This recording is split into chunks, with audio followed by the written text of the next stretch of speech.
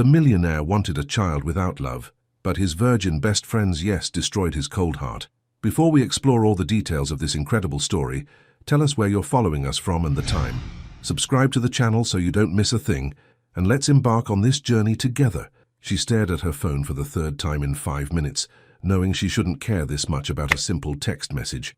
The morning light filtered through the sheer curtains of Naomi Lewis's cozy one-bedroom apartment, casting golden streaks across the hardwood floors she'd spent months saving to refinish.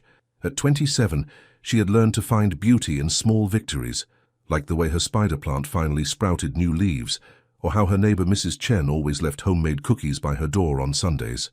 Naomi sat cross-legged on her sage-green couch, fingers wrapped around her favorite ceramic mug, the one with tiny sunflowers painted along the rim. Her dark brown skin seemed to glow in the soft light, and her natural hair was pulled back into a low bun, a few coils framing her heart-shaped face. She wore an oversized cream sweater that brought out the warmth in her amber eyes, the kind of eyes that seemed to hold entire conversations without saying a word. Buzz. Her phone vibrated against the coffee table, and her stomach did that familiar flutter it always did when Daniel's name appeared on her screen. Daniel. Coffee later. The usual spot. 3 simple words, but Naomi found herself analyzing every letter. Was his tone different? More distant? She shook her head, frustrated with herself. This was Daniel Bolt, her best friend for the past 4 years, the man who remembered her birthday before she did, who brought her soup when she was sick, who listened to her ramble about books and never once looked bored. But lately, something had shifted.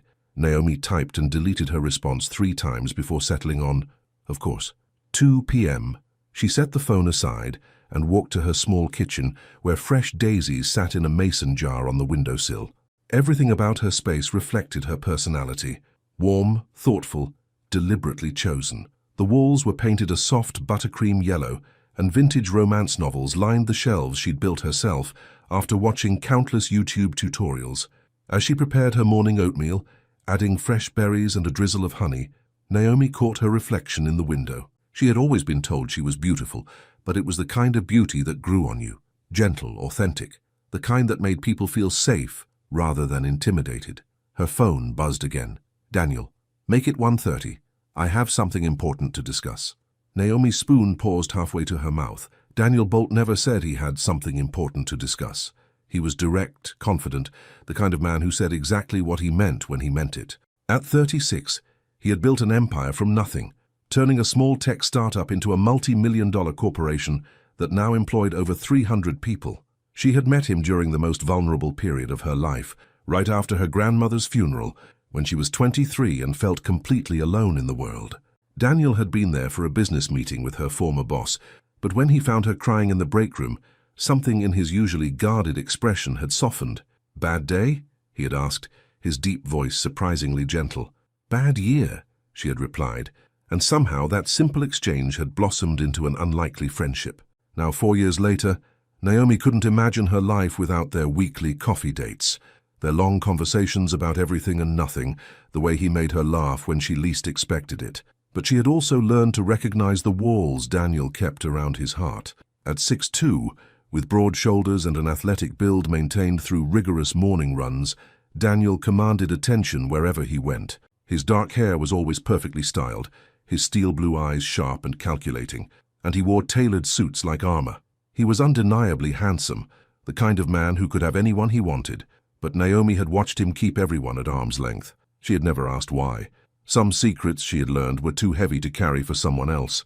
Finishing her breakfast, Naomi moved to her small closet and selected a flowing midi dress in deep forest green, one that complemented her skin tone and made her feel confident without trying too hard. She paired it with simple gold jewelry and her grandmother's vintage watch, touching the worn leather strap for luck.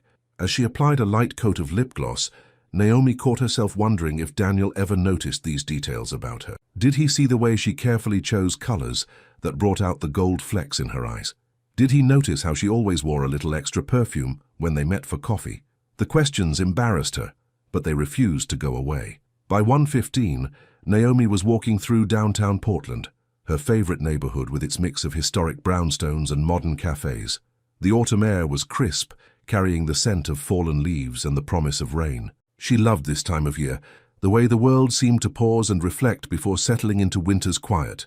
Café Lumière sat on the corner of Maple and 3rd, its warm brick exterior and large windows making it feel like an extension of someone's living room. Naomi and Daniel had been meeting here for over 2 years, always at the same table by the window, always with the same orders, her vanilla latte with oat milk, his black coffee with 1 sugar. As she approached their table, Naomi's steps slowed. Daniel was already there, his hands wrapped around his coffee cup, staring out the window with an expression she had never seen before. There was something different about his posture, tension in his shoulders, a tightness around his eyes that made her heart skip. He looked up as she approached, and for just a moment she saw something vulnerable flash across his features before his usual composed mask slipped back into place. "Hey," she said softly, sliding into the chair across from him. "Hey." His voice was lower than usual, rougher around the edges. They sat in silence for a moment, an unusual occurrence for 2 people who typically filled every pause with easy conversation. Naomi studied his face, the sharp line of his jaw, the way his fingers drummed against the table, the careful distance in his eyes that she had learned meant he was fighting some internal battle. "Daniel," she said finally, her voice gentle but firm. "What's going on?" He met her gaze, and in that instant, Naomi felt the ground beneath her shift. Whatever he was about to say would change everything between them. She just didn't know how much. "I need you to have my baby, Naomi, but I need you to understand this isn't about love." The words hung in the air between them like a physical presence, heavy and suffocating. Naomi felt her coffee cup slip slightly in her trembling hands, the warm ceramic suddenly feeling foreign against her palms. Daniel's steel-blue eyes never wavered from hers, but she could see the muscle in his jaw ticking, the only sign that this conversation was as difficult for him as it was shocking for her. "I'm sorry, what?" The words escaped her lips as barely a whisper, her amber eyes wide with disbelief. He leaned back in his chair, his fingers interlacing as he assumed what she recognized as his business posture, controlled, calculated, emotionally distant. It was the same stance he took during board meetings, the same careful composure that had made him millions. "I've been thinking about this for months," Daniel continued, his deep voice steady but lacking its usual warmth. "I'm 36, Naomi. I've built everything I wanted professionally, but there's one thing missing, a legacy, an heir." Naomi blinked slowly, trying to process what she was hearing. Around them, the cafe continued its afternoon rhythm, the hiss of the espresso machine, quiet conversations, the gentle clink of silverware against porcelain. But their corner of the world had become eerily silent, as if reality had paused to witness this moment. "Daniel, I don't understand. I don't want marriage," he interrupted, his tone becoming more businesslike with each word. "I don't want the complications that come with romantic entanglements. I've seen what love does to people. It makes them weak, unpredictable, vulnerable. I've worked too hard to build what I have, to risk it all for sentiment." The man sitting across from her was barely recognizable. This wasn't the Daniel who brought her favorite pastries when she was stressed about work. This wasn't the man who had held her hand during her grandmother's funeral or who remembered that she preferred daisies to roses. This was Daniel Bolt, the CEO, the millionaire, the man who saw people as assets and emotions as liabilities. "But a child?" Naomi's voice caught in her throat. "A child is different," Daniel said, leaning forward slightly. "A child is family, blood, something that belongs to me completely, something that can't betray me, or leave me, or use me for personal gain."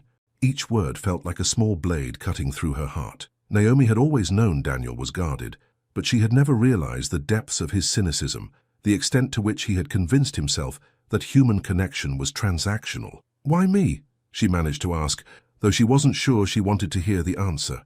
For the first time since he'd started speaking, Daniel's expression softened, almost imperceptibly, but Naomi caught it. She had learned to read his micro-expressions over the years, to find the man beneath the armor.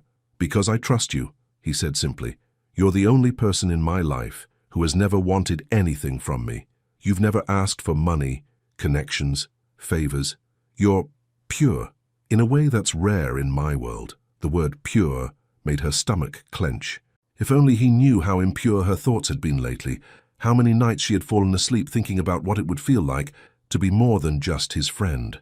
"I would provide for everything, of course," Daniel continued, slipping back into business mode. "The best healthcare, a beautiful nursery, college funds, trust funds. You would never want for anything, and neither would our child. I would be a good father, Naomi.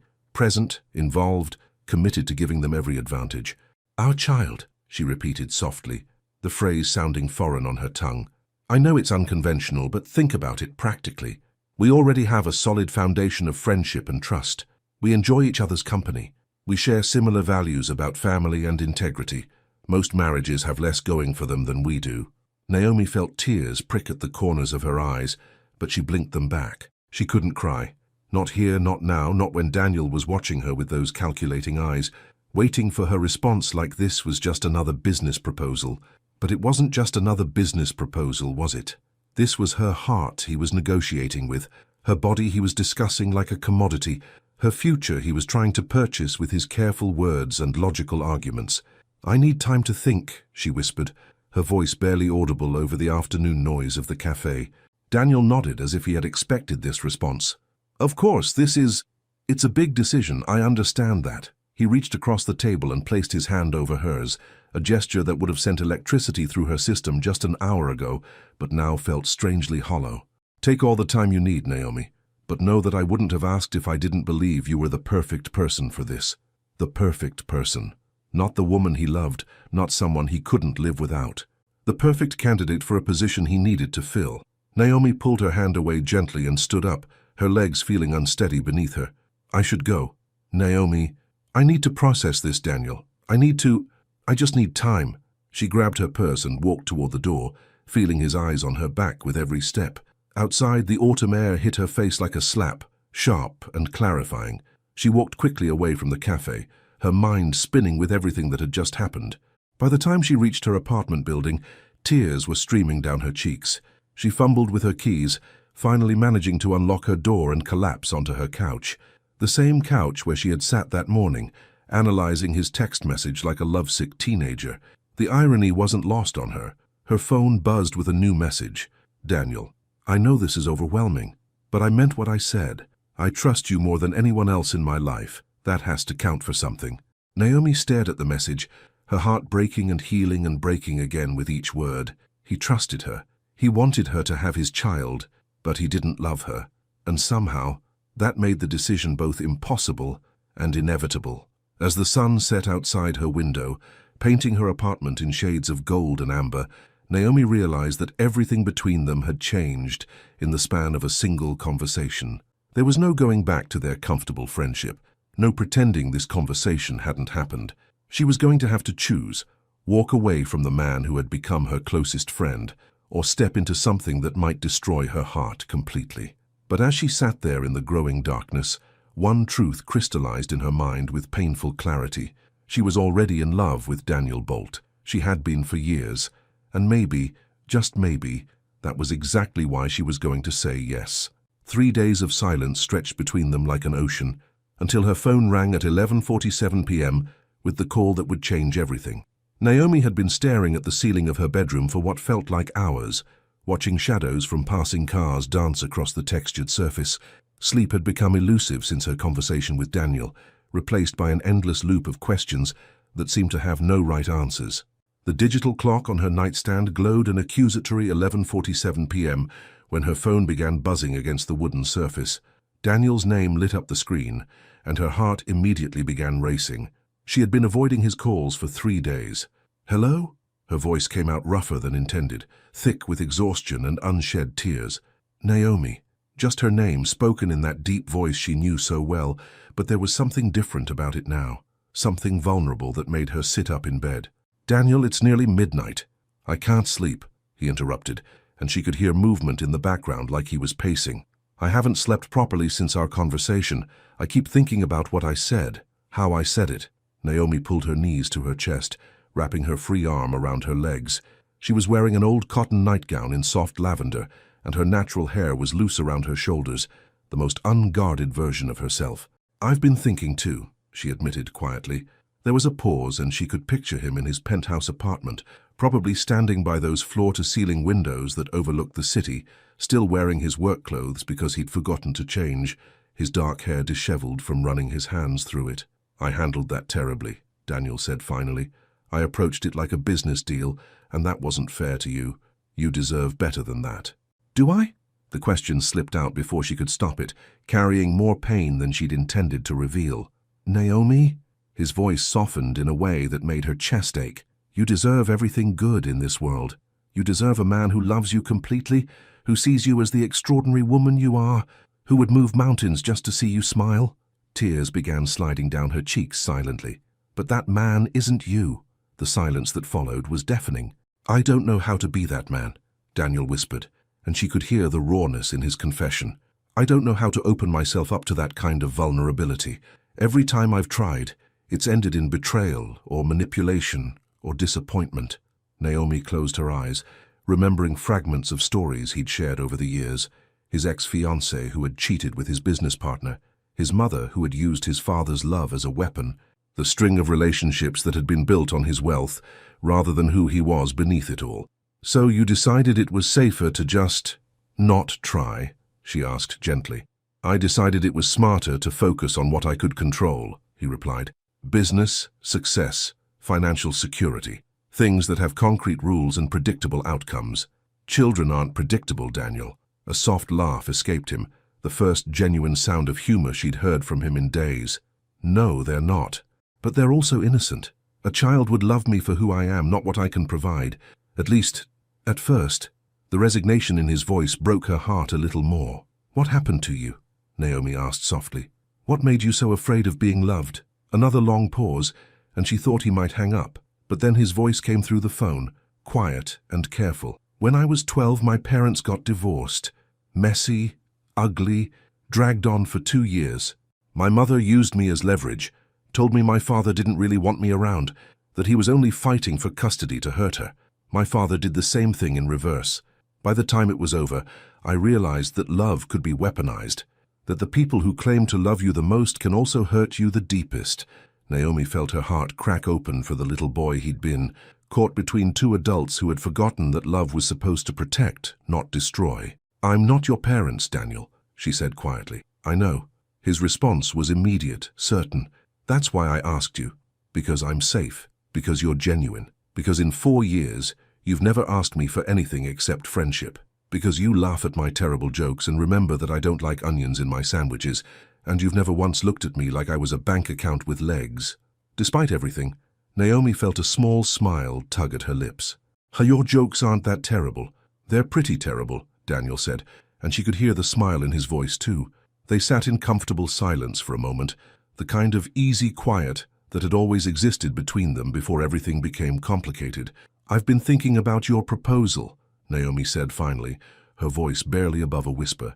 She heard his sharp intake of breath. "And I need to ask you something first, and I need you to be completely honest with me. Okay. If I said yes, if I agreed to this arrangement, would there be any room for something more to develop between us? Or are you completely closed off to that possibility?" The pause that followed seemed to stretch on forever. "Naomi," Daniel's voice was strained, like he was fighting some internal battle. "I don't want to give you false hope. I don't want you to agree to this thinking that I might change, that I might suddenly become the man you deserve. That's not what I asked," she pressed gently. "I asked if you were completely closed off to the possibility." Another pause, shorter this time. "No," he admitted quietly, "I'm not completely closed off to it, but I'm terrified of it. I'm terrified of hurting you, of disappointing you, of proving that I'm exactly as broken as I think I am." Naomi felt something shift in her chest. Not quite hope, but not despair either. Something like possibility. "What if," she said slowly, carefully, "what if we approach this differently?" "How do you mean?" "What if instead of this being a business arrangement, we called it what it actually is? Two friends who care about each other, taking a leap of faith together." "Naomi, I'm not asking you to love me, Daniel. I'm not asking you to promise me forever. I'm just asking you to be open to whatever this becomes." The silence stretched between them, filled with possibility and fear in equal measure. "You would do that?" Daniel asked finally, his voice thick with emotion she'd rarely heard from him. "You would take that risk?" Naomi took a deep breath, feeling like she was standing on the edge of a cliff, about to either fly or fall. "Yes," she whispered, "I would take that risk." And as the word left her lips, she realized that her heart had made the decision days ago. Everything else had just been her mind catching up. The pregnancy test sat on her bathroom counter like a tiny oracle, holding secrets that could rewrite both their futures in pink lines or blank spaces. 6 weeks had passed since that midnight phone call, and Naomi's life had transformed in ways she never could have imagined. What had started as Daniel's clinical proposal had evolved into something that felt surprisingly natural. They had spent countless hours together, talking about everything from childhood memories to their hopes for the future. Daniel had insisted on taking her to the best fertility specialist in Portland, Dr. Winters, a kind woman with silver hair and gentle hands who had made the entire process feel less intimidating. But it wasn't the medical appointments that had surprised Naomi. It was the small moments in between, like how Daniel had started bringing her herbal tea instead of coffee, claiming he'd read somewhere that it was better for preparing the body, or how he'd begun showing up at her apartment with grocery bags full of organic vegetables, insisting that proper nutrition was essential, or how he'd installed a new air purifier in her bedroom because he'd become obsessed with creating the perfect environment. "You know I'm not actually pregnant yet, right?" Naomi had teased him just the week before, watching him arrange prenatal vitamins on her kitchen counter like he was conducting a symphony. Daniel had paused, his hands stilling on the bottles, and for a moment she'd seen something vulnerable flash across his face. "I know, I want everything to be perfect. When it happens, I want to know we did everything right." The care in his voice, the gentle way he'd started touching her, a hand on her lower back, fingers brushing hers when he passed her something. It was all so different from the cold businessman who had made that initial proposal. Now, standing in her small bathroom at 7 a.m. on a Tuesday, Naomi felt her heart hammering against her ribs. She had been feeling different for the past week, tired, slightly nauseous, unusually emotional. This morning, she'd woken up with a strange certainty that everything was about to change. The test instructions were simple enough, but her hands were shaking so badly she could barely read them. She followed the steps mechanically, then set the small plastic device on the counter and sat down on the closed toilet seat to wait. 3 minutes. That's all it would take to know if their careful planning had worked, if their leap of faith had resulted in the tiny miracle they'd been hoping for. Her phone buzzed with a text from Daniel. "Daniel, good morning, how are you feeling today?"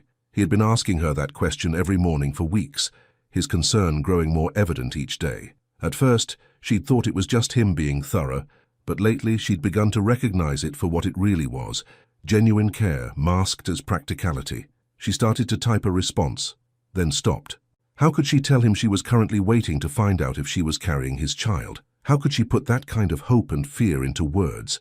Instead, she typed, "I'm okay. Are you still coming over for dinner tonight?" Another new development, Daniel had started joining her for meals several times a week. He claimed it was to ensure she was eating properly, but Naomi had noticed how he lingered afterward, helping with dishes, asking about her day, seeming reluctant to leave the warm comfort of her small apartment. "Daniel, wouldn't miss it.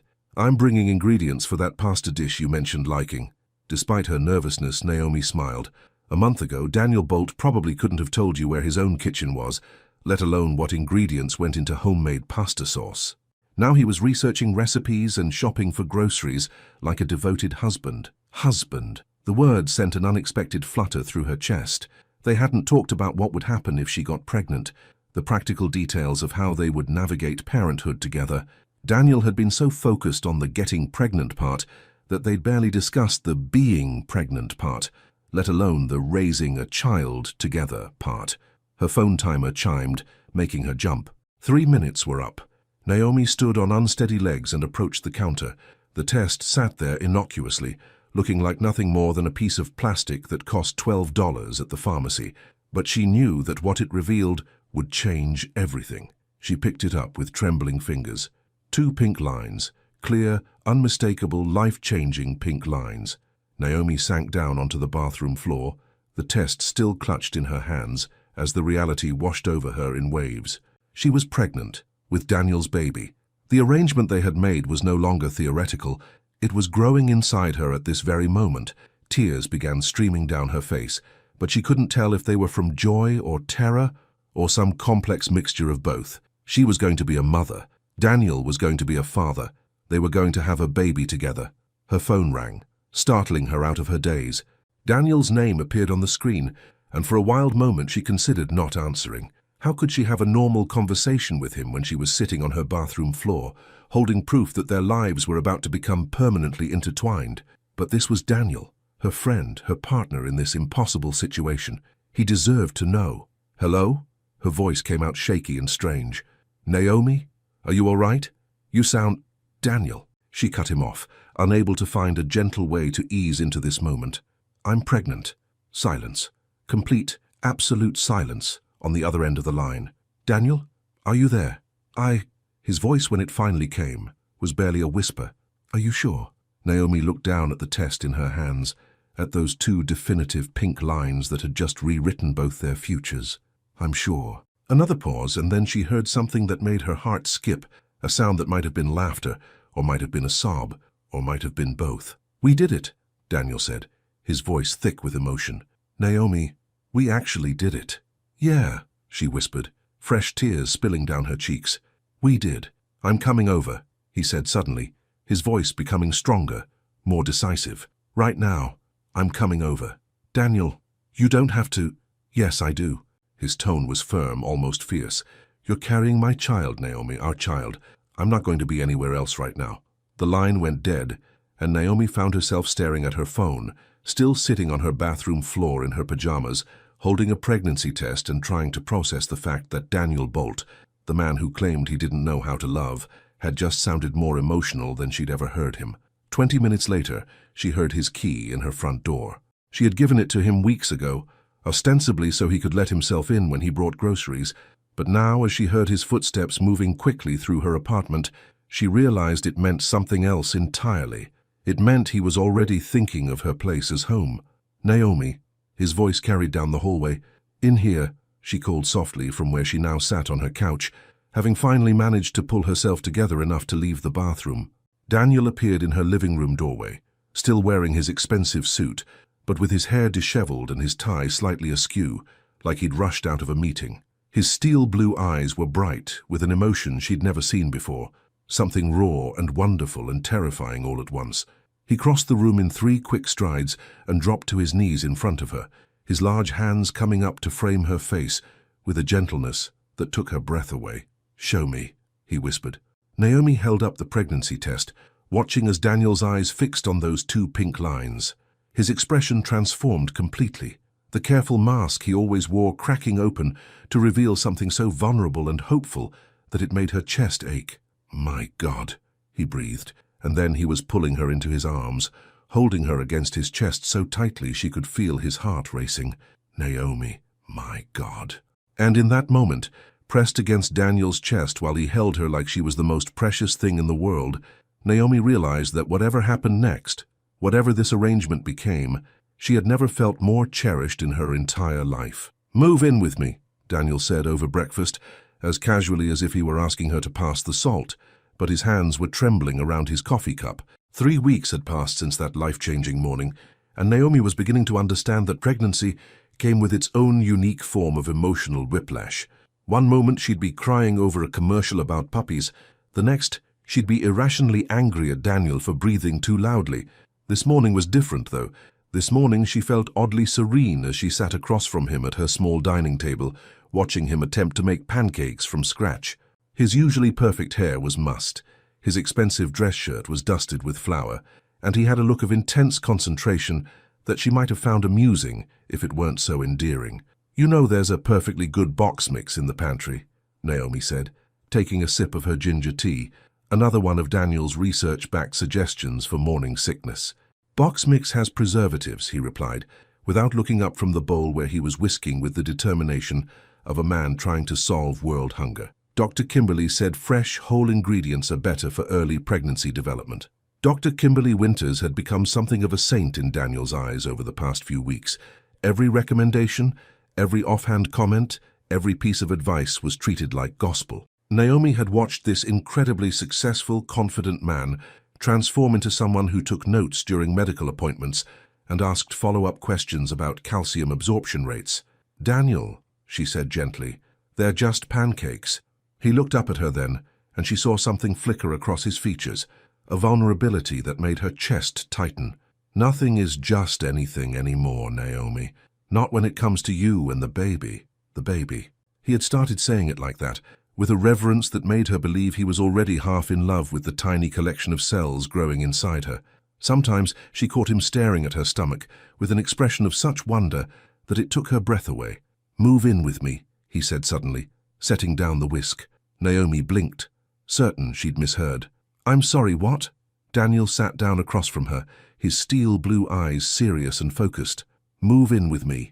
To the penthouse. You shouldn't be living alone right now, not when you're carrying—" He paused, seeming to search for the right words.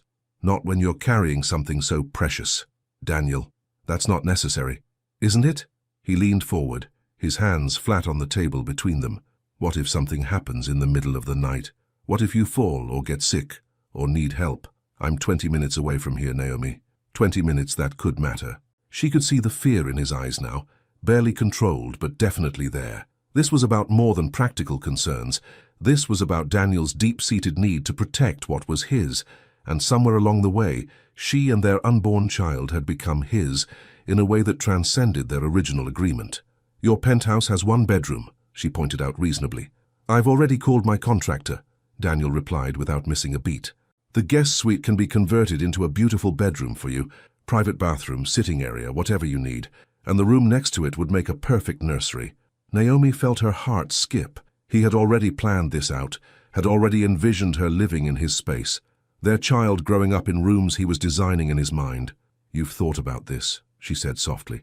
"I've thought about nothing else." His admission was quiet, but firm. "Naomi, I know this wasn't part of our original arrangement, but things have changed. I've changed. How have you changed?" Daniel was quiet for a long moment, his fingers drumming against the table in that familiar nervous gesture she'd learned to recognize. When he finally spoke, his voice was lower than usual, rougher around the edges. "I can't concentrate at work anymore.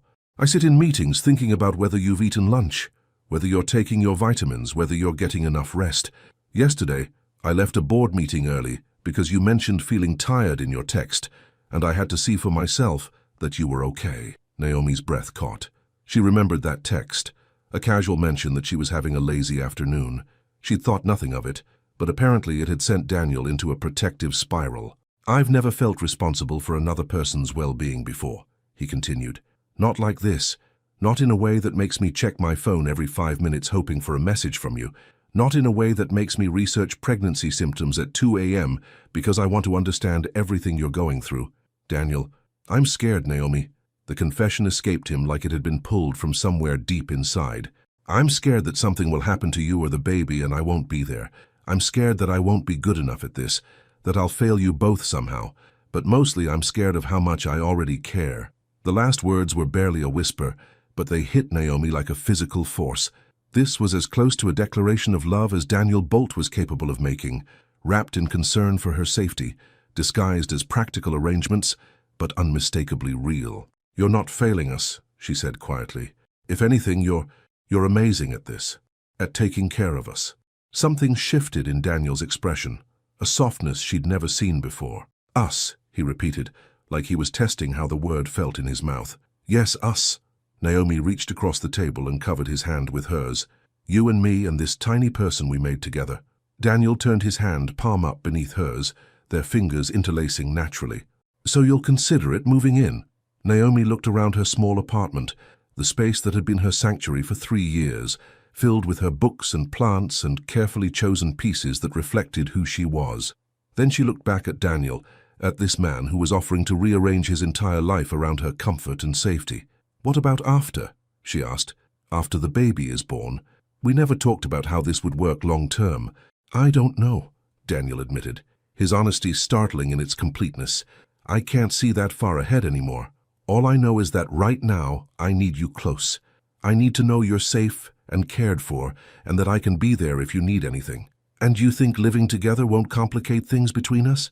A smile tugged at the corner of Daniel's mouth, the first genuine smile she'd seen from him all morning. "Naomi, I think we passed uncomplicated about 6 weeks ago."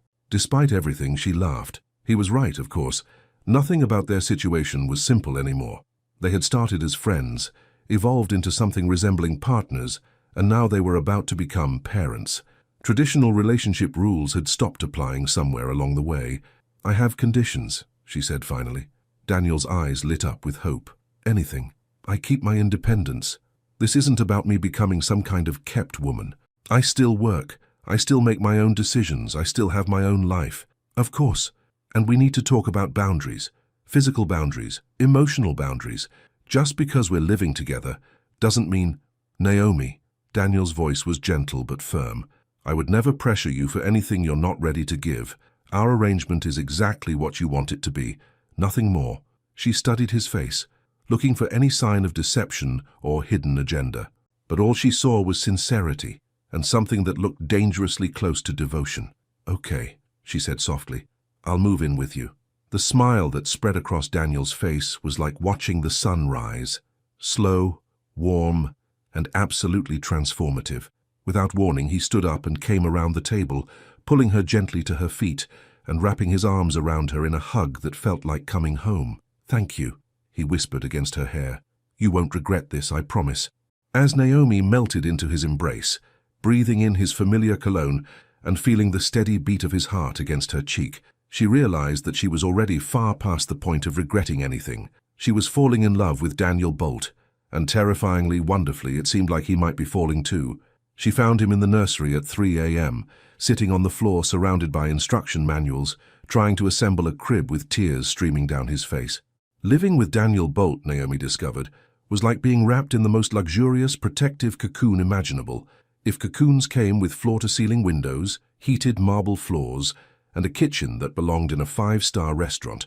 It had been 2 weeks since she'd moved into the penthouse, and every morning she still felt a small thrill when she woke up in the beautifully appointed guest suite Daniel had created for her.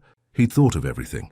Blackout curtains for better sleep, a reading nook by the window, fresh flowers that appeared mysteriously every few days, and a mini fridge stocked with her favorite ginger ale for morning sickness. But it wasn't the luxury that had surprised her. It was the way Daniel had seamlessly integrated her into his space and his routines, as if she'd always belonged there. He left for work later now so they could have breakfast together. He came home earlier, usually with some new book about pregnancy or child development tucked under his arm. And every evening, without fail, he would ask about her day with the kind of focused attention most people reserved for matters of national importance. Tonight had been no different. They'd shared dinner, Daniel's attempt at grilled salmon, which had turned out surprisingly well, and watched a documentary about marine life that had made Naomi cry for reasons she couldn't entirely explain. It's the hormones, she'd sniffled, gesturing at the screen where a family of whales was swimming in perfect formation. They're beautiful, Daniel had said softly, but when she looked at him, he wasn't watching the whales. He was watching her. Now, at nearly 3 a.m., Naomi found herself wide awake with that restless energy that pregnancy seemed to bring in waves. She'd tried reading, tried meditation apps, tried counting backwards from 100, but sleep remained elusive. That's when she heard the sounds coming from down the hallway, soft thuds, occasional muttered curses, and what sounded suspiciously like someone struggling with furniture assembly.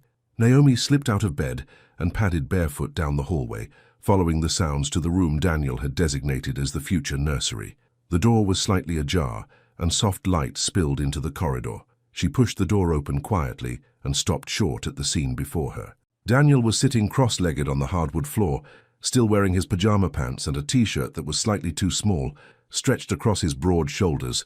Around him was what appeared to be the aftermath of a small explosion. Wooden slats, screws, bolts, and at least 3 different instruction manuals spread out like a chaotic map. And he was crying. Not the dramatic, sobbing kind of crying, but the quiet, exhausted tears of someone who was overwhelmed and trying desperately not to show it. His dark hair was disheveled from running his hands through it, and his usual composed expression was nowhere to be found. Daniel! Naomi's voice was soft, barely above a whisper. He looked up sharply, his steel blue eyes wide and slightly panicked, like a child caught doing something he shouldn't. He quickly wiped at his face with the back of his hand. I'm sorry, he said quickly, starting to stand. I didn't mean to wake you, I was just trying to... Don't! Naomi held up a hand, stopping him mid-sentence. Don't apologize. What's wrong?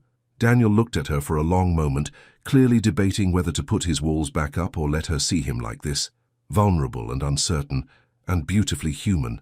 I can't figure out how to put together a crib, he said finally, his voice barely above a whisper. I have 3 advanced degrees. I've built a multi-million-dollar company from nothing.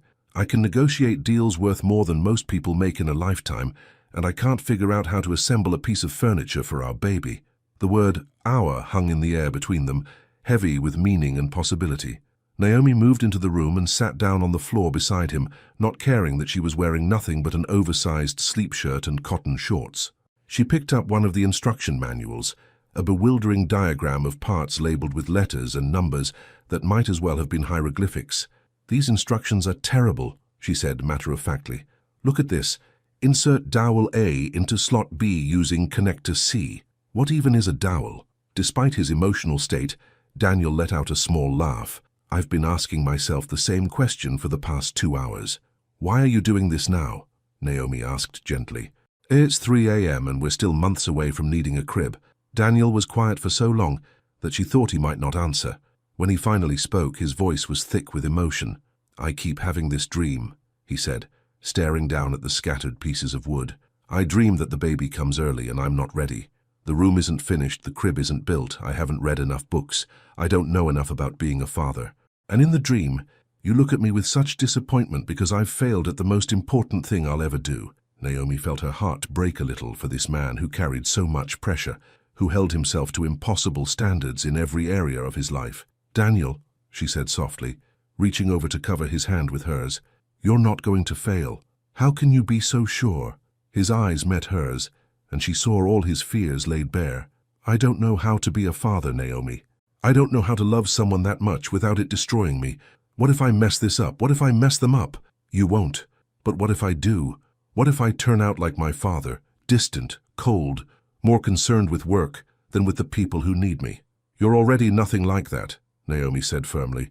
"Daniel, you left work early yesterday because I mentioned having a headache. You've read more pregnancy books than I have. You built me a reading nook because you noticed I like to read by natural light. You're sitting on the floor at 3 a.m. trying to build a crib because you want everything to be perfect for our child. How can you possibly think you'll be a distant father?" Daniel looked at her like she had just revealed some fundamental truth he'd been blind to. "Besides," Naomi continued, a small smile playing at her lips, "you're not doing this alone. We're partners in this, remember? And partners help each other figure things out." She picked up one of the wooden slats and examined it thoughtfully. "My grandmother used to say that the most important things in life don't come with instruction manuals. Love, parenting, building a family, you just have to trust your heart and do your best." Your grandmother sounds like she was a wise woman. She was. She also would have told you that any man who cries over trying to build his child's crib is probably going to be an amazing father. Daniel's smile was watery but genuine. "She sounds like she would have liked this arrangement of ours." "Actually," Naomi said, surprising herself with her honesty, "I think she would have told us we were being idiots." "How so?" Naomi felt heat rise in her cheeks, but she pressed on. "She would have said that two people who care about each other as much as we obviously do shouldn't need an arrangement at all." The words hung between them like a bridge. Neither of them was quite ready to cross, but couldn't ignore either. Daniel's thumb brushed across her knuckles where their hands were still joined. "And what would you have told her?" "I would have told her," Naomi said quietly, "that sometimes the best things happen when you stop trying to control how they're supposed to look." They sat in comfortable silence for a moment, surrounded by the pieces of their future, literal wooden pieces that would become their child's first bed, and metaphorical pieces of a relationship that was becoming something neither of them had planned, but both were afraid to name. "Come on," Naomi said finally, squeezing his hand. "Let's figure this out together, and if we can't, we'll call someone in the morning who actually knows what a dowel is." Daniel laughed, a real, full laugh that transformed his entire face. "Deal. But I'm warning you, I may have made this more complicated than it needs to be." "Daniel," Naomi said, looking around at the chaos he'd created, "I think that might be your specialty." As they bent their heads together over the instruction manual, their shoulders touching and their voices mixing in quiet consultation, Naomi realized that this moment, sitting on the floor at 3 a.m., trying to build a crib with the man who was slowly stealing her heart, was exactly what happiness felt like. "There's something I need to tell you about our arrangement," Daniel said during their first ultrasound appointment, his voice tight with a secret that was about to shatter everything. The 20-week ultrasound was supposed to be a celebration. The appointment, where they would finally see their baby clearly, where abstract concepts would become tiny fingers and toes on a grainy black and white screen. Naomi had been looking forward to this day for weeks, imagining Daniel's reaction when he saw their child for the first time. Dr. Winters' office was warm and softly lit, with watercolor paintings of flowers on the walls and the kind of gentle classical music that was supposed to be soothing. Naomi lay on the examination table, her growing belly exposed, the cool gel making her shiver slightly despite her excitement. Daniel sat in the chair beside her, impeccably dressed as always in a charcoal grey suit, but she could see the tension in the set of his shoulders, the way his hands gripped the armrests just a little too tightly. "Are you ready to meet your baby?" Dr. Winters asked with a smile, positioning the ultrasound wand against Naomi's skin. The monitor flickered to life, and suddenly there it was, their child. No longer just a collection of cells, but an actual tiny human being, complete with a perfect profile and what looked like Daniel's stubborn chin. "Oh my God," Naomi breathed, tears immediately springing to her eyes. "Daniel, look!" But when she turned to share this moment with him, his face had gone completely white. He was staring at the screen with an expression of pure terror, like he was watching his worst nightmare unfold in real time. "Daniel," Dr. Winters noticed his reaction too. "Are you all right?" He stood abruptly, his chair scraping against the floor. "I need some air, excuse me." And then he was gone, leaving Naomi lying there with gel on her stomach and confusion in her heart, listening to their baby's steady heartbeat filling the silence he'd left behind. "Doctor," Winters finished the examination with gentle professionalism, chatting about the baby's healthy development and giving Naomi printed pictures of the ultrasound. But all Naomi could think about was the look on Daniel's face. Not joy, not wonder, but something that looked devastatingly close to regret. She found him in the hallway outside the office, leaning against the wall with his head in his hands. He looked up when she approached, and she could see that he'd been crying. "Daniel, what's wrong?" She kept her voice gentle, but her heart was racing with fear. "Is it the baby? Are you having second thoughts?" "No," he said quickly, then paused. "Yes, I don't know." He ran his hands through his hair, destroying his usually perfect appearance. "Naomi, there's something I need to tell you about our arrangement, something I should have told you months ago." The word arrangement hit her like a physical blow. In recent weeks, living together, sharing meals, building a crib at 3 a.m., she had begun to forget that this had all started as a business transaction. She had started to believe that what was growing between them was as real as the baby growing inside her. "What is it?" she whispered. Daniel looked at her with those steel blue eyes that had become so familiar, so dear, and she saw a pain in them that made her stomach clench. "I lied to you," he said simply. "When I said I wanted a child because I needed an heir, because I wanted a legacy, that wasn't the real reason." Naomi felt the world tilt slightly. "Then why?" "Because I was diagnosed with a genetic condition when I was 25, Daniel said, his voice barely above a whisper. "Something called Huntington's disease. It's degenerative, progressive, and fatal, and there's a 50% chance I'll pass it to any biological children I have."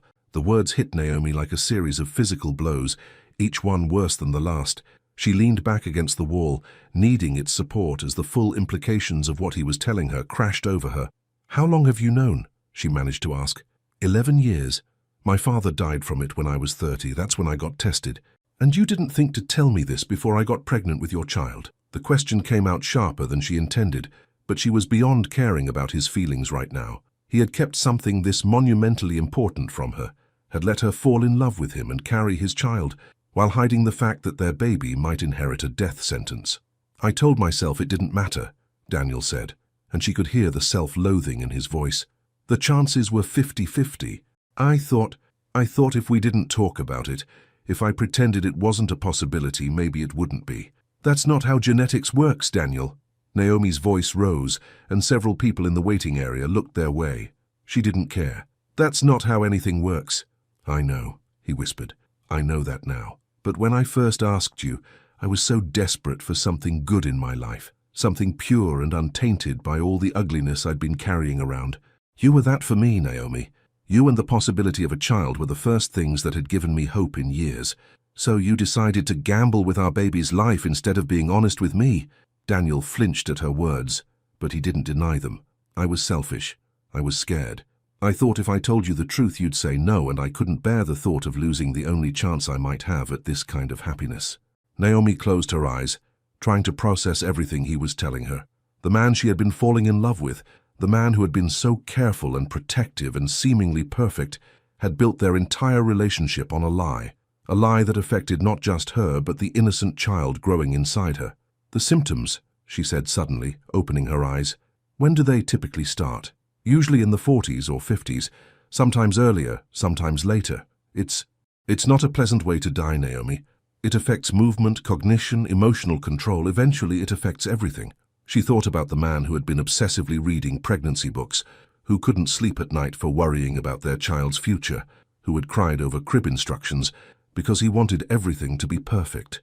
How long did he have before this disease started taking pieces of him away?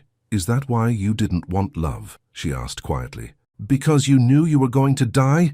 Daniel's composure finally cracked completely. I didn't want anyone to have to watch me deteriorate. I didn't want to be a burden, to leave someone behind to grieve. But then you... God, Naomi, you made me want things I'd convinced myself I could never have.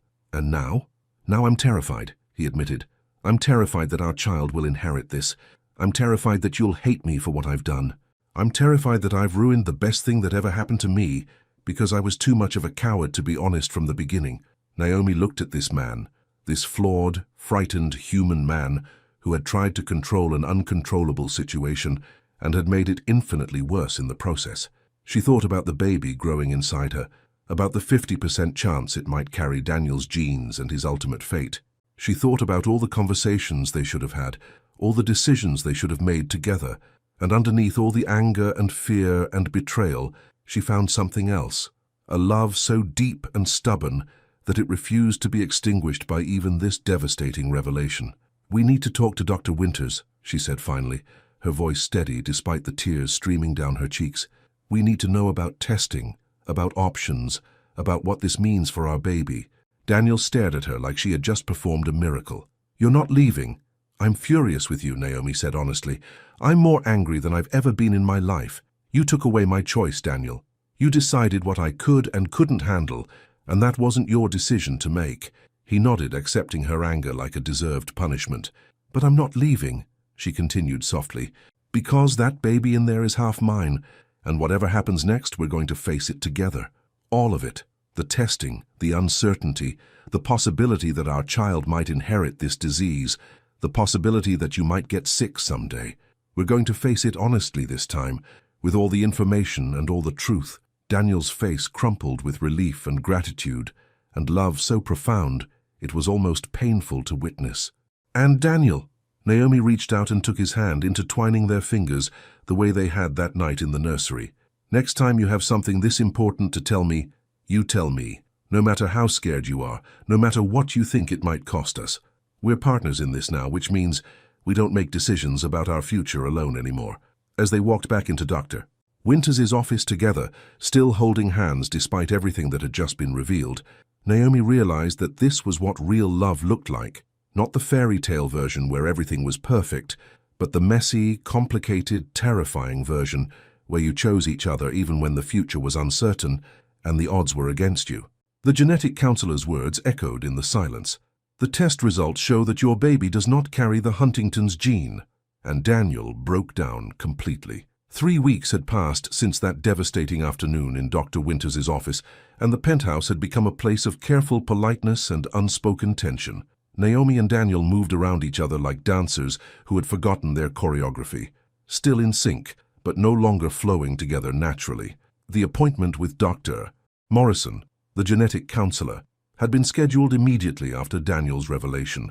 They had sat in her sterile office while she explained amniocentesis, risk factors, and timelines in the kind of calm, clinical voice that made life-altering medical decisions sound like routine procedures. The test can determine definitively whether your baby carries the Huntington's gene, Dr. Morrison had explained, her silver-rimmed glasses catching the fluorescent light. There is a small risk to the procedure, but given the circumstances, most couples in your situation choose to proceed. Most couples. The phrase had hung between them, highlighting just how far they were from being a normal couple facing a normal pregnancy.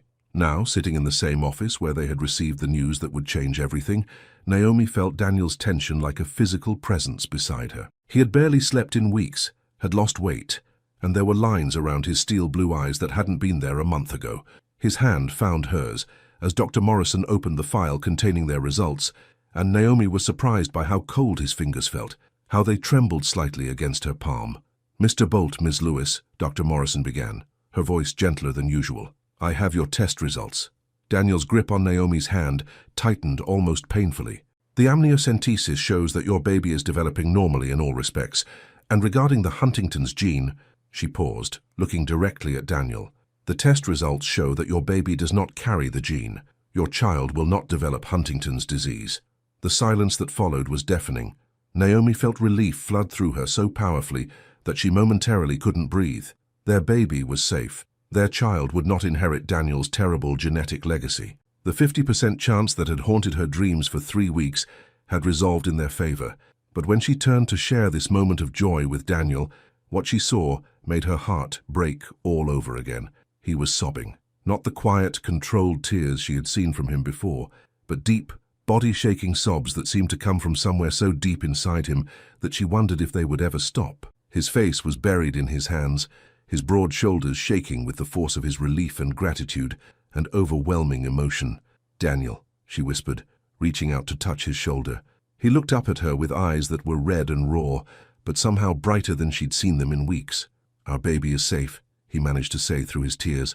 "Naomi, our baby is going to be okay. Our baby, not the baby, or your baby, or even my child. Our baby." As if somewhere in the past 3 weeks of uncertainty and fear, he had claimed not just the child, but the family they were becoming. Dr. Morrison discreetly left them alone in her office, and Naomi found herself crying too, for relief, for the future that had just opened up before them, and for the man beside her who was experiencing emotions too big for his body to contain.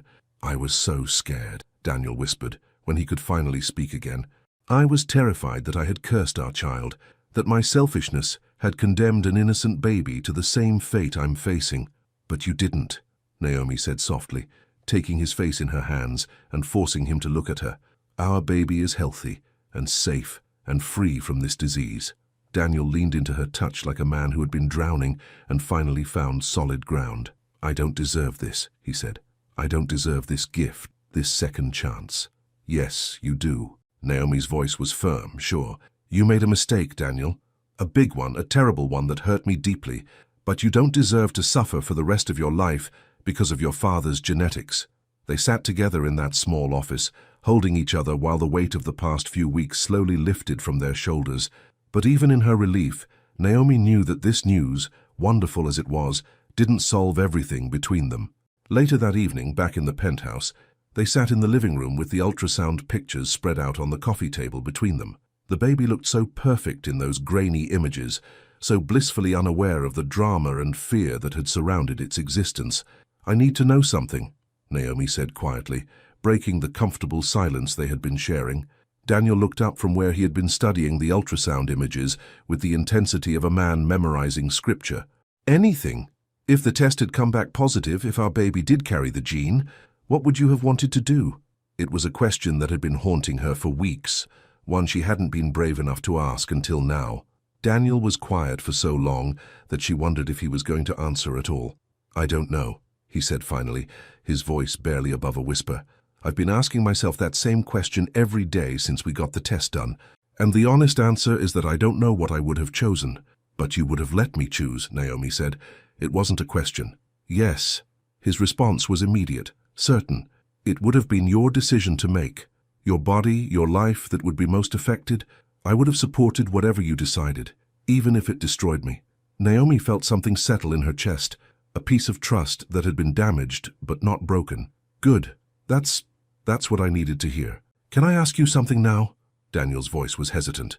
"Where do we go from here?" He gestured between them, around the penthouse that had become their shared space. "We started this as an arrangement, but somewhere along the way, it became something else. And after everything that's happened, after all the lies and the fear and the uncertainty, where does that leave us?"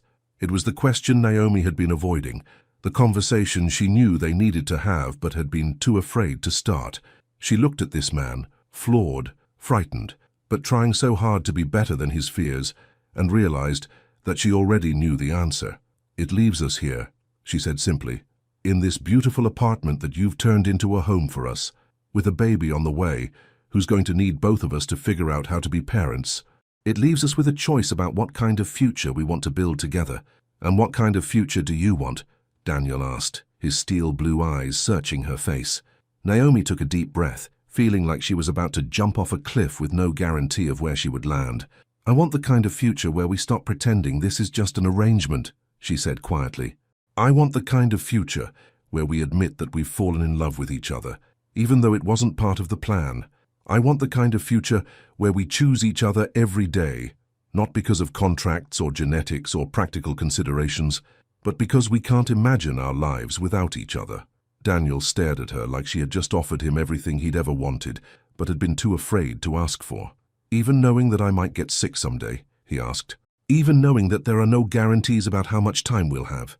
"Especially knowing that," Naomi replied, "because time isn't guaranteed for any of us, Daniel. But love is. The choice to love each other, to build something beautiful together for however long we have, that's a guarantee we can make to each other."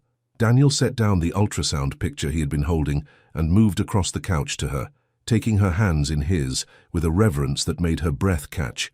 "I love you, Naomi," he said, the words falling from his lips like a prayer he had been too afraid to speak. "I've been in love with you for months, maybe since that first day when you agreed to this crazy arrangement. I love your kindness, your strength, the way you see good in people even when they can't see it in themselves. I love the way you make me want to be better than I am."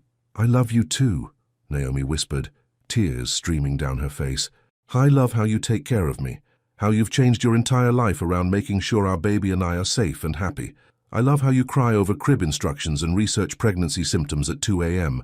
I love who you are when you stop trying to protect yourself from feeling too much." When Daniel kissed her, it was nothing like the arrangement they had started with. It was a beginning, a promise, a choice to build something real and lasting together. And as they held each other in the soft light of the penthouse that had become their home, with their healthy baby growing strong inside her, Naomi realized that the best love stories weren't the ones where everything was perfect from the start. They were the ones where two imperfect people chose to love each other through the uncertainty, the fear, and the beautiful, terrifying possibility of forever. "I've never been with anyone before," Naomi whispered against Daniel's lips, her confession hanging in the moonlit darkness like a sacred secret that would change everything between them. 2 months had passed since their declarations of love, and the penthouse had transformed from a place of careful politeness into something that felt genuinely like home. Daniel's once sterile living space was now filled with Naomi's touches, fresh flowers in unexpected places, cozy throw blankets draped over his expensive furniture, books scattered on every available surface, and the constant, comforting scent of vanilla candles. At nearly 8 months pregnant, Naomi had developed what Daniel lovingly called her nesting phase, an intense urge to organize, clean, and prepare everything for the baby's arrival. She had rearranged the nursery 3 times, washed tiny clothes that wouldn't be worn for weeks, and created detailed lists for everything from hospital bag contents to middle-of-the-night feeding schedules. Tonight was different, though. Tonight, the air between them hummed with a tension that had been building for weeks, ever since the night Daniel had first told her he loved her. Ever since they had begun sharing not just a home, but increasingly intimate moments that left them both breathless and wanting more. They were lying together on the massive sectional sofa in the living room, the city lights twinkling beyond the floor-to-ceiling windows like earthbound stars. Daniel was reading aloud from a pregnancy book, something about infant sleep patterns, while Naomi rested against his chest, her head tucked beneath his chin, but she wasn't listening to the words. She was too aware of the steady rhythm of his heartbeat beneath her ear, the way his deep voice rumbled through his chest when he spoke, the careful way his free hand traced gentle circles on her rounded belly. "Daniel," she interrupted softly. He stopped reading immediately, setting the book aside and shifting so he could look at her face. "What is it? Are you uncomfortable? Do you need more pillows?" Even after all this time, his first instinct was always to take care of her, to anticipate her needs before she could voice them. It was one of the things she loved most about him, this quiet devotion that showed itself in 1,000 small ways every day. "I'm fine," she assured him, then paused, gathering courage for what she wanted to say. "I was just thinking about us, about how far we've come." Daniel's steel blue eyes softened, and his hand came up to cup her cheek. "We have come far, haven't we? Sometimes I can barely remember what my life was like before you moved in here, before you made everything warmer." "Warmer," Naomi repeated with a small smile. "I like that." They fell into comfortable silence, but Naomi could feel the weight of unspoken things between them. For weeks now, their goodnight kisses had lingered longer, Their casual touches had carried more heat. Their conversations had been peppered with meaningful looks and careful words that danced around the growing desire neither of them had been brave enough to voice. "There's something I need to tell you," Naomi said finally, her heart racing with the magnitude of what she was about to reveal. Daniel's expression grew concerned. "What is it?" She took a deep breath, feeling heat rise in her cheeks. "You know how we never really talked about physical intimacy, about what that would mean for us?" Daniel nodded slowly, his thumb brushing across her cheekbone in a gesture so tender it made her chest ache. "The truth is," Naomi continued, her voice barely above a whisper, "I've never been with anyone before. Intimately, I mean. You would be my first." The words hung between them like a bridge she had finally found the courage to cross. Daniel went very still, his eyes searching her face with an intensity that made her feel both vulnerable and incredibly safe. "Never?" he asked softly. Naomi shook her head. "I told myself I was waiting for the right person, for someone who would see me as whole rather than as an experience to be had. But the truth is, I was waiting for you. I just didn't know it yet." Daniel's expression transformed, cycling through surprise, reverence, and something so tender it took her breath away. "Naomi?" he whispered, her name like a prayer on his lips. "Are you sure? Are you absolutely certain this is what you want? Because once we cross this line—" "I'm sure," she interrupted, reaching up to trace the strong line of his jaw. "I've been sure for weeks. I love you, Daniel. All of you. I want to share everything with you, not because of our arrangement, not because we're having a baby together, but because I choose you, in every way." Daniel's control, which she had watched him maintain so carefully for months, finally cracked. He leaned down and kissed her with a passion that spoke of weeks of restraint finally released, of love too strong to contain any longer. "I love you," he murmured against her lips. "God, Naomi, I love you so much it terrifies me sometimes." "Don't be terrified," she whispered back, her hands tangling in his dark hair. "Be here with me, be present for this." Daniel pulled back slightly to look at her, his eyes dark with emotion and desire. "Are you comfortable? The baby?" "The baby is fine," Naomi assured him with a soft laugh. "Dr. Winter said intimacy is perfectly safe. And Daniel, I need you to stop thinking like a worried, expectant father for just a little while and think like the man who loves me." Something shifted in Daniel's expression, the last of his careful restraint falling away to reveal the depth of his feelings for her. He stood and gently helped her to her feet, his hands steady and sure as he guided her toward their bedroom, because somewhere along the way it had become their bedroom, even though they had never formally acknowledged the transition. The moonlight streaming through the windows cast everything in silver and shadow, creating an atmosphere that felt almost magical. Daniel moved with careful reverence, treating her like something precious and sacred, his hands gentle as they mapped the curves of her changing body. "You're so beautiful," he whispered against her skin, his voice thick with emotion. "Every day you grow more beautiful to me." And in that moment, with Daniel's hands on her skin and love shining in his eyes, Naomi felt beautiful. She felt cherished and desired and completely, utterly safe. What happened between them was nothing like the clinical arrangement they had started with. It was tender and passionate and perfect in its imperfection, full of whispered endearments and gentle laughter, and moments of such profound connection that Naomi felt like they were creating something entirely new between them. Afterward, as they lay together in the darkness with Daniel's arms wrapped protectively around her and their baby moving gently between them, Naomi realized that this was what she had been waiting for her entire life without knowing it. Not just physical intimacy, but this, the complete trust and vulnerability and love that made every touch, every kiss, every whispered word feel like a gift. "I love you," Daniel murmured into her hair, his voice drowsy with satisfaction and contentment. "I love you too," Naomi replied, pressing a soft kiss to his chest where her head rested. "Was it?" Daniel started to ask, then stopped, seeming suddenly uncertain. "Perfect," Naomi finished for him, tilting her head up to meet his eyes in the moonlight. "It was absolutely perfect." Daniel's smile was soft and wondering, like a man who had just discovered he was capable of miracles. And as Naomi drifted off to sleep in his arms, surrounded by love and safety and the promise of their family, she realized that sometimes the most beautiful things in life weren't the ones you planned for. They were the ones that grew slowly, carefully, from friendship to trust to love, until one day you woke up and realized that everything you had ever wanted was already in your arms.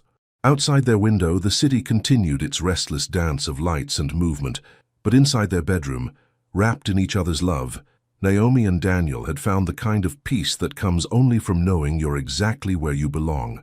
The arrangement they had started with was long forgotten, replaced by something infinitely more precious, a love story that neither of them had seen coming, but both would treasure for the rest of their lives.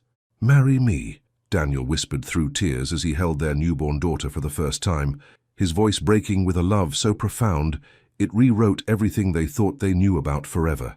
The contractions had started at 3 a.m. on a Tuesday, gentle at first, like waves lapping at the shore of consciousness.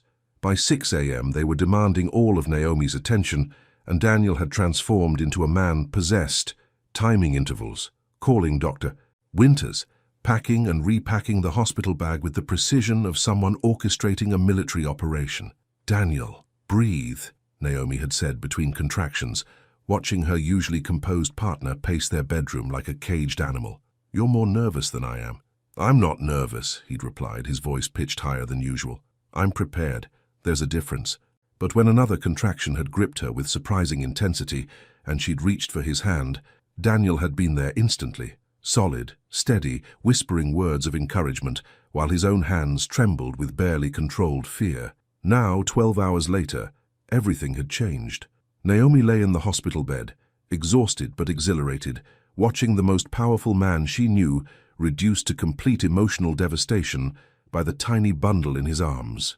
Their daughter, born at 6:47 p.m., weighing 7 pounds and 3 ounces of absolute perfection, had entered the world with a cry that seemed to announce her intention to be heard. She was beautiful in that way that all newborns were beautiful to their parents, but looking at her, Naomi saw something that took her breath away. The baby had Daniel's stubborn chin and what looked like it might become his steel blue eyes, but her skin was a perfect blend of both parents, a warm, golden tone that spoke of the love that had created her. "She's perfect," Daniel whispered, his voice thick with tears he didn't bother to hide. "Naomi, she's absolutely perfect." He had been crying since the moment Dr. Winters had placed their daughter in his arms. Not quiet tears, but the deep, soul-shaking sobs of a man experiencing a love he had never imagined possible. "What should we call her?" Naomi asked softly, watching as their daughter's tiny fist curled around Daniel's finger with the instinctive grip of new life. They had spent months discussing names, creating lists, debating options, but somehow none of their careful preparations seemed adequate for this moment, for this tiny person who had just made them a family. "Sophia," Daniel said without hesitation, looking up at Naomi with eyes that were red from crying but brighter than she'd ever seen them. "It means wisdom. And she's going to be wise, isn't she? Wiser than her father, who spent so many years afraid of loving someone this much." Naomi felt fresh tears spring to her eyes. "Sophia Bolt," she said, testing the name. "I love it." "Sophia Lewis Bolt," Daniel corrected quietly. If that's okay with you." The hyphenated name hit Naomi like a physical force. It was more than just a name. It was a declaration, a promise, a statement that this child belonged to both of them equally, that their family was built on love rather than legal documents. "Daniel," she whispered. He carefully transferred Sophia back to Naomi's arms, then sat on the edge of the hospital bed, his large hands framing her face with the same reverence he'd shown on the night they first made love. "I need to say something," he began, his voice steady despite the tears still streaming down his cheeks. "And I need to say it now while she's here listening, so she'll always know." Naomi's heart began racing. "Okay, when I first asked you to have my baby, I thought I knew what I wanted. I thought I could control my heart, could keep this arrangement simple and uncomplicated." Daniel's thumb brushed away a tear from her cheek. "I was so wrong, Naomi, so incredibly beautifully wrong." He looked down at Sophia, who was sleeping peacefully in her mother's arms, tiny chest rising and falling with the rhythm of new life. "You didn't just give me a child," Daniel continued, his voice breaking. "You gave me a family. You gave me a home. You gave me a love so deep and true that it changed everything I thought I knew about what life could be." "Daniel, let me finish," he said softly. "Please, I need to say this." Naomi nodded, her own tears making it difficult to see clearly. "I love you, Naomi Lewis. I love your kindness, your strength, the way you see beauty in ordinary moments. I love how you've made me want to be better than I am, how you've shown me that being vulnerable isn't weakness. It's the greatest strength of all." Daniel reached into his jacket pocket and pulled out a small velvet box, and Naomi's breath caught in her throat. "I know this isn't the most romantic setting," he said, with a watery laugh, gesturing around the sterile hospital room. "I had planned to do this at home with candles and music and all the romance you deserve. But holding our daughter, seeing the family we've created together, I can't wait another moment." He opened the box to reveal a ring that was breathtaking in its simplicity, a perfect solitaire diamond surrounded by smaller stones that caught the hospital lights and threw rainbows across the white sheets. "Marry me," Daniel whispered, his voice raw with emotion. "Not because of an arrangement, not because we have a child together, but because I can't imagine spending a single day of my life without you. Marry me because you're my heart, my home, my forever." Naomi looked at this man, the one who had started as her best friend, become her lover, and was now the father of her child. She thought about the journey they had taken together, from that shocking proposal in a coffee shop to this moment of pure love in a hospital room. "Yes," she whispered, then louder, "Yes, Daniel, yes, I'll marry you." Daniel's hands shook as he slipped the ring onto her finger, and when he kissed her, it was with the passion and promise of a man who had finally found everything he'd been searching for without knowing he was searching. "I love you," he murmured against her lips. "I love you both so much." As if summoned by her father's declaration, Sophia stirred in Naomi's arms, opening eyes that were indeed Daniel's steel blue, but somehow softer, filled with the infinite possibility of a life just beginning. "Hello, sweetheart," Naomi whispered to her daughter. "Welcome to our family." Daniel reached out to stroke Sophia's tiny cheek with one finger, his touch impossibly gentle. "She's going to grow up knowing she was wanted," he said quietly. "She's going to grow up in a house full of love, with parents who chose each other every single day. And she's going to know," Naomi added, looking up at the man who had become her everything, "that sometimes the most beautiful love stories start with the most impossible proposals." Daniel laughed, a sound of pure joy that filled the hospital room with warmth. "Are you saying you're glad I asked you to have my baby in the middle of a coffee shop?" "I'm saying," Naomi replied, her engagement ring catching the light as she adjusted their daughter's blanket, "that I would say yes to that proposal 1,000 times over if it meant ending up here with you and Sophia." As evening settled over the city beyond their hospital window, the three of them sat together in the golden glow of new love and new life. Daniel's arms wrapped around both his girls, his family, his heart made manifest in flesh and blood and the promise of forever. And in that moment, surrounded by love and possibility and the sweet weight of their sleeping daughter, Naomi realized that this was what happily ever after actually looked like. Not perfect but real, not planned but chosen, not an ending but a beginning. The arrangement that had brought them together was forgotten, replaced by something infinitely more precious, a love story that would be told in whispered lullabies, in family dinners, in quiet moments stolen between the beautiful chaos of raising a child together. It was a love story that would last a lifetime, built not on contracts or agreements, but on the simple, revolutionary choice to love each other completely every single day, for all the days to come. 3 years later, the morning light filtered through the kitchen windows of their suburban home, a charming colonial that Daniel had insisted on buying when Sophia started walking, claiming the penthouse was no place for a toddler to explore safely. The house was everything the penthouse wasn't, lived in, warm, filled with the comfortable chaos that came with loving and being loved. Naomi stood at the island, packing Sophia's lunch for her first day of preschool, when she felt familiar arms wrap around her from behind. Even after 3 years of marriage, 4 years of knowing she was completely loved, Daniel's touch still sent warmth spreading through her chest. "She's going to be fine," he murmured against her hair, reading her maternal anxiety with the ease that came from truly knowing someone. "I know," Naomi replied, leaning back against his chest. "It's just, she's so little. What if the other kids aren't nice to her? What if she gets scared and I'm not there?" Daniel turned her gently in his arms, his steel blue eyes, now crinkled at the corners with laugh lines that hadn't existed when they first met, soft with understanding. "She's not just little, Naomi. She's fierce, she's curious, she's kind. She's everything good about both of us rolled into one incredible little person." He smiled, brushing a strand of her natural hair behind her ear. "And if anyone isn't nice to Sophia Lewis-Bolt, they're going to have to answer to her mother, the strongest woman I know." The sound of small feet thundering down the stairs interrupted them, and Sophia appeared in the kitchen doorway like a tiny whirlwind. At 3, she was all energy and curiosity, with Daniel's stubborn determination and Naomi's warm heart. Her hair was a mass of loose curls that caught the morning light, and she wore her new preschool outfit like armor, a bright yellow dress with sunflowers that she had insisted on picking out herself. "Is it time? Is it time for big girl school?" Sophia asked, bouncing on her toes with excitement. "Almost, sweetheart," Naomi said, kneeling down to Sophia's level. "Are you ready for your big adventure?" Sophia nodded solemnly, then threw her arms around Naomi's neck with the fierce affection that characterized everything she did. "I'm ready, Mama, but I'm gonna miss you. I'm going to miss you too, baby. But you know what? What? Daddy and I will be here when you get home and you can tell us all about your day, every single detail." Daniel crouched down beside them, joining their little huddle. "And tonight, we'll make pancakes for dinner to celebrate your first day, the special ones with the chocolate chips." Sophia's face lit up like Christmas morning. "Promise?" "Promise," Daniel said solemnly, holding out his pinky finger for their traditional promise shake. As they drove to the preschool in Daniel's sensible SUV, a far cry from the luxury sports car he'd driven when they first met, Naomi watched her husband in the rearview mirror, making silly faces at Sophia to keep her entertained during the drive. This was the man who had once claimed he didn't know how to love, who had approached fatherhood like a business proposal, who had been terrified of vulnerability. Now he spent Saturday mornings having tea parties with stuffed animals, read bedtime stories with voices for every character, and could calm Sophia's nightmares with nothing more than his presence and a whispered lullaby.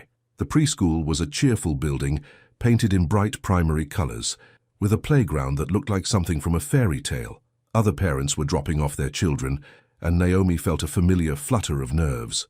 "She's going to love it here," Daniel said quietly, reading her thoughts again. And she was right.